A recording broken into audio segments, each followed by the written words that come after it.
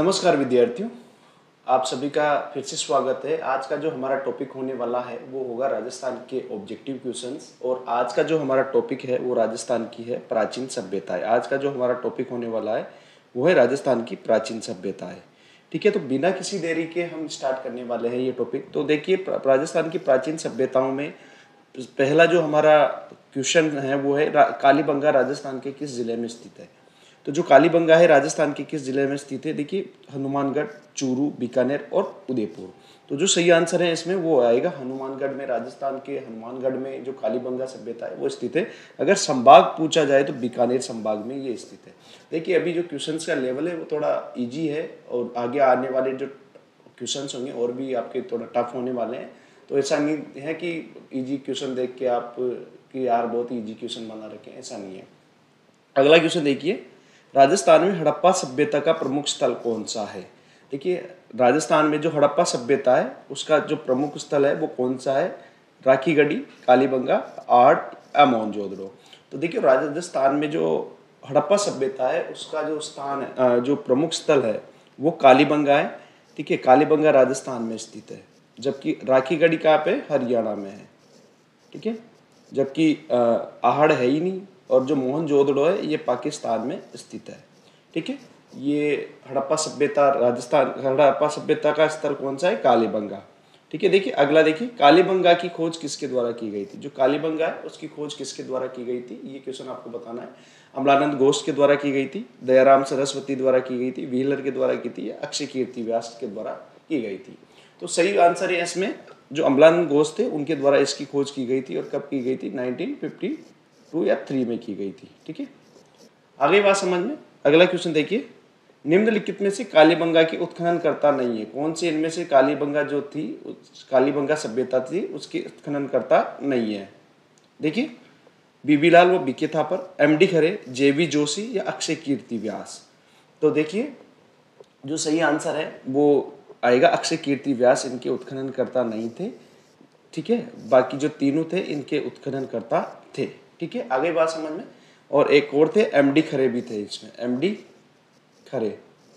ठीक है, याद रखना ये चारों इन्होंने 1961 से 69 के बीच में इसका उत्खनन करवाया था, बीबी लाल वो बीके थापर के द्वारा। ठीक है ना, बाकी ये जो एमडी खरे है, जेवी जोशी है, ठीक है ना, ये भी क्या थे, इनके द्वारा भी इसका उत्खनन करवाया गया था। अगला क्वेश्चन देखिए, कालीबंगा जो सभ्यता है वो किस नदी के किनारे स्थित है। कालीबंगा जो सभ्यता है वो किस नदी के किनारे स्थित है, घग्गर, चंबल, घाघरा या माही। तो जो कालीबंगा है वो घग्गर नदी के किनारे स्थित है। ठीक है, घग्गर नदी के किनारे ये सभ्यता स्थित है। अगला देखिए, कालीबंगा जो है शब्द है उसका शाब्दिक अर्थ है रेत का टीला, मुर्दू का टीला, काला पहाड़ या काले रंग की चूड़ियाँ। देखिए, जो कालीबंगा शब्द है ये पंजाबी भाषा का शब्द है। किसका शब्द है, पंजाबी भाषा का। पंजाबी भाषा का शब्द है जिसका अर्थ होता है जो काली मतलब होता है काला, और बंगा मतलब होता है चूड़ियाँ। बंगा का मतलब क्या होता है, चूड़ियाँ। तो इसका मतलब होता है काले रंग की चूड़ियाँ। ठीक है, तो कालीबंगा का शाब्दिक अर्थ जो हुआ वो है काले रंग की चूड़ियाँ। अगला क्वेश्चन देखिए, किसने कालीबंगा को हड़प्पा सभ्यता की तीसरी राजधानी कहा था। बहुत ही बार क्वेश्चन आता है। आर.एस. शर्मा ने, दयाराम साहनी ने, दशरथ शर्मा ने या अमलानंद घोष जी के द्वारा। तो जो हड़प्पा सभ्यता की तीसरी राजधानी था वो कहा था दशरथ शर्मा ने।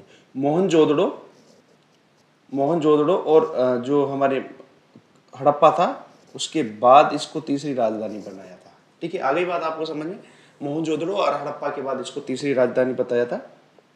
किस सभ्यता के स्थल को दीनहीन बस्ती के नाम से जाना जाता है। दीनहीन बस्ती किसे कहा जाता है, कालीबंगा, आहड़, बेराट, गणेश्वर, इनमें से किसको कहा जाता है। तो जो कालीबंगा है उसे दीनहीन बस्ती कहा जाता है, क्योंकि यहाँ पर हमने देखा कि जो ज़्यादातर जो निर्माण था उसमें जो कच्ची ईंटों का प्रयोग हुआ है। किसका हुआ है, कच्ची ईंटों का।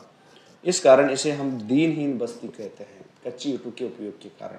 ठीक है, अगला देखिए, अलंकृत ईंटें राजस्थान की किस सभ्यता से प्राप्त हुई है। अलंकृत ईंटें बहुत बार क्वेश्चन आ जाता है, कालीबंगा, आहड़, गणेश्वर या बेराट।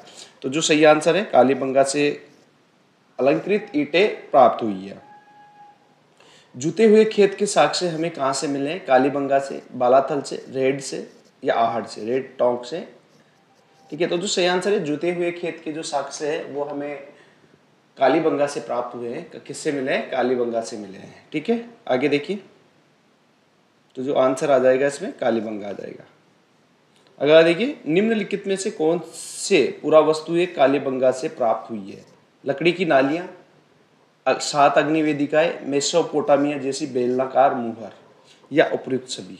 तो देखिए जो कालीबंगा है यहाँ से सभी जो ये वस्तुएं है ये प्राप्त हुई है। लकड़ी की नालियां, 7 अग्निवेदिकाएं, मेसोपोटामिया जैसी बेलनाकार मुहर, ये सभी यहाँ से क्या हुई है? प्राप्त हुई है।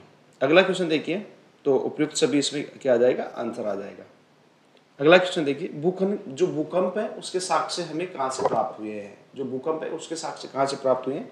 कालीबंगा से, आड़ से, गणेश्वर से, या बेराट से? तो जो सही आंसर है इसका, कालीबंगा से हमें किसके साक्ष्य प्राप्त हुए हैं? भूकंप के साक्ष्य यहाँ से मिलते हैं। सही कथन का हमें चयन करना है। ठीक है, कौन सा कथन सही है? कालीबंगा से हड़प्पाकालीन, उत्तर हड़प्पाकालीन तथा पूर्व हड़प्पाकालीन साक्ष्य प्राप्त हुए हैं। कालीबंगा से पूर्ण समाधिकरण, आंशिक समाधिकरण या दाह संस्कार के साक्ष्य मिले हैं। यहाँ से एक खोपड़ी में शल्य चिकित्सा के प्रमाण मिलते हैं। एक मुद्रा पर व्याघ्र तथा यहाँ से हड़प्पाकालीन 5 सन स्तर प्राप्त हुए हैं। तो देखिए हड़प्पाकालीन, उत्तर हड़प्पाकालीन और पूर्व हड़प्पाकालीन तीनों प्रकार के साक्ष्य हमें यहाँ से देखने को मिलते हैं। ठीक है, क्योंकि यहाँ पर हड़प्पा जो टाइम पीरियड था उसके भी हमें साक्ष्य मिलते हैं। हड़प्पा के जो बाद वाले जो साक्ष्य जैसे 2600 से 1900 ईसा पूर्व माना गया इसका टाइम पीरियड। ठीक है ना, ये तो हड़प्पाकालीन टाइम हो गया। तो 1900 के बाद वाले जैसे यहाँ से 1200 ईसा पूर्व के भी साक्ष्य मिले हैं। ठीक है ना, 1300 ईसा पूर्व के भी साक्ष्य मिले हैं। तो ये उत्तर हड़प्पाकालीन, और हड़प्पा से पूर्व मतलब 2600 से जैसे 3200 ईसा पूर्व के भी यहाँ से साक्ष्य मिले हैं। तो ये हड़प्पा पूर्व, तो तीनों प्रकार के हमें यहाँ से साक्ष्य मिले हैं। समाधिकरण, पूर्ण समाधिकरण, आंशिक समाधिकरण और दाह संस्कार यहाँ पे प्रचलित था। पूर्ण समाधिकरण क्या होता था कि जो कोई भी व्यक्ति की जैसे डेथ हो जाती है तो उसको पूरा का पूरा क्या कर दिया जाता था? दफना दिया जाता था। आंशिक समाधिकरण में क्या होता है कि जो पहले जो जिसकी भी डेथ हुई है उसको क्या है कि जंगल में फेंक दिया जाता था खाने के लिए। जब उसकी चमड़ी वगैरह, मांस वगैरह वो खा जाते थे तो फिर वो क्या करते थे? वो हड्डियां वगैरह को क्या कर देते थे? दफना देते थे।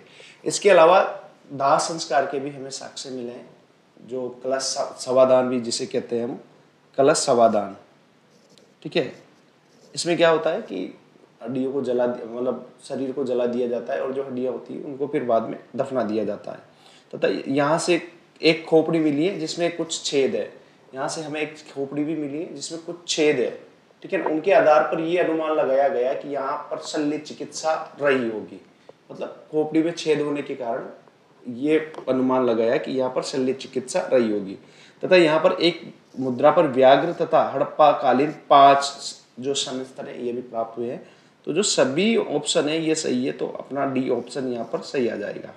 ठीक है, तो आज की ये हमारे क्वेश्चंस थे। अगला वीडियो हम बाद में बनाएंगे। ठीक है ना, कल हमारा वीडियो होने वाला है, नेक्स्ट वीडियो। अगर आपको डिटेल वीडियो देखना है तो मैं इसका जो लिंक है वो डिस्क्रिप्शन बॉक्स में दे दूंगा, आप डिटेल वीडियो भी इसका देख सकते हो। अगर क्वेश्चंस अच्छे लगे हो तो लाइक शेयर सब्सक्राइब जरूर करें ताकि आगे भी हम इस प्रकार वीडियो बना सकें। Thank you.